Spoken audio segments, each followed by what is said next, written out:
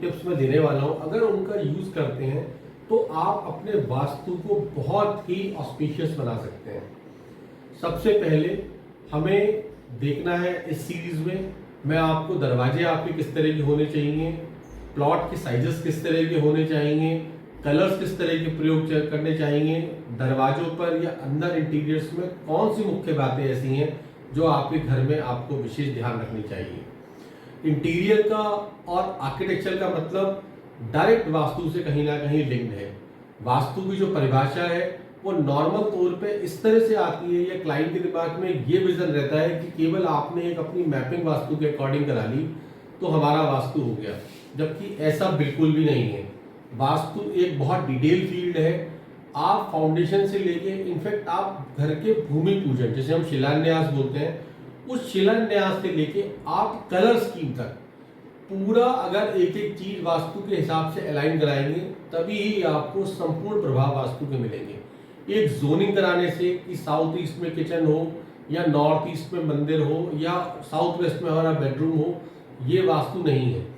Vastu basically हमारे astro से align, हमारे ऑफिस के स्पेसेस, हमारी इंडस्ट्री, हमारे घर, हमारे अपार्टमेंट, सभी चीज़ें उससे जब तक अलाइन नहीं होंगी तो वो आपको पूर्ण संपूर्ण प्रभाव नहीं दे पाएंगी। जिस तरह से हर मनुष्य का एक तत्व होता है, किसी का कोई एलिमेंट होता है, किसी का कोई एलिमेंट होता है, और संपूर्ण ब्रह्मांड और संपूर्ण वास्तु 5 तत्वों पर निर्धारित है। हर मनुष्य का एक तत्व है। क्या वो प्रेमिसेस या वो एरिया आपके तत्व से अलाइन है, ये देखना एक वास्तु कंसल्टेंट का सबसे इंपॉर्टेंट काम है। इस सीरीज में मैं आपको कुछ इसी तरह के टिप्स देने वाला हूँ कि अगर आपके घर का कोई नया कंस्ट्रक्शन हो रहा है या इनफैक्ट रेनोवेशन भी आपके अपार्टमेंट का, या आप अपने ऑफिस को रीडू कर रहे हैं, तो एक अच्छा इंटीरियर के माध्यम से, क्योंकि मैं इसमें इंटीरियर की ही टिप्स आपको देने वाला हूँ, इंटीरियर के माध्यम से आप अपने घर के वास्तु को बहुत ही बेहतर कर सकते हैं। सबसे पहले आज की एक बहुत विशेष टिप्स कि प्लॉट का साइज कैसा हो, या अगर आप अपार्टमेंट में रहते हैं तो अपार्टमेंट, जब आप अपना अपार्टमेंट चूज करने जाएं तो कौन सी वो प्रमुख बातें हैं जिनका आप ध्यान रखें। अपार्टमेंट के लिए सबसे पहली वास्तु टिप्स, क्योंकि अपार्टमेंट की अक्सर जो शेप है वो रेगुलर नहीं होती, जबकि वास्तु में रेगुलर शेप्स के प्लॉट ज़्यादा प्रेफरेबल हैं।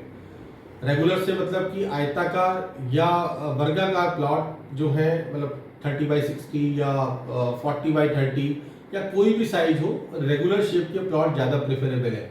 लेकिन नॉर्मली लैंड इस तरह की नहीं मिलती हैं। इनफैक्ट जो बड़े प्रोजेक्ट्स होते हैं, फार्म हाउसेज हैं, बैंक्वेट्स हैं, या हॉस्पिटल्स हैं, या जो और बड़ी प्रॉपर्टीज़ हैं, उसमें साइजेस हमेशा इरेगुलर ही होते हैं।